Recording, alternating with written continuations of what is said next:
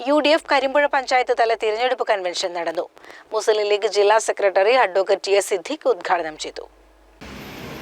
മതം മാത്രം വിദ്യാഭ്യാസമാക്കുവാനും വൈകാരിക ചിന്തകളിൽ മതവിദ്വേഷ ചിന്തകൾ മാത്രം ദുഷ്ട മനസ്സുകളിൽ കുത്തിവെച്ചുകൊണ്ട് ഭരണം നടത്തുന്ന സർക്കാർ അതിൻ്റെ എല്ലാ അർത്ഥത്തിലും അതിൻ്റെ അവസാന രൂപത്തിൽ പുറത്തുവയ്ക്കുന്ന സാധ്യത. മറ്റൊന്ന് 8 വർഷമായി സംസ്ഥാനം ഭരിക്കുന്ന പിണറായി സർക്കാർ ജനജീവിതം ഏതുവരെ മുട്ടിച്ചിരിക്കുന്നുവെന്ന് നാം പറയാൻ നമുക്ക് ഓരോ വ്യക്തിയും അവതരിപ്പിക്കാൻ കഴിയും. കേരളത്തിലെ ചരിത്രത്തിൽ സർക്കാർ ഉദ്യോഗസ്ഥർക്ക് ശമ്പളം കൊടുക്കാൻ പറ്റാത്ത സാഹചര്യമുണ്ട്. സാമൂഹ്യക്ഷേമ പെൻഷൻ അനിശ്ചിതമായി നിലനിർത്തില്ലായിരുന്നു.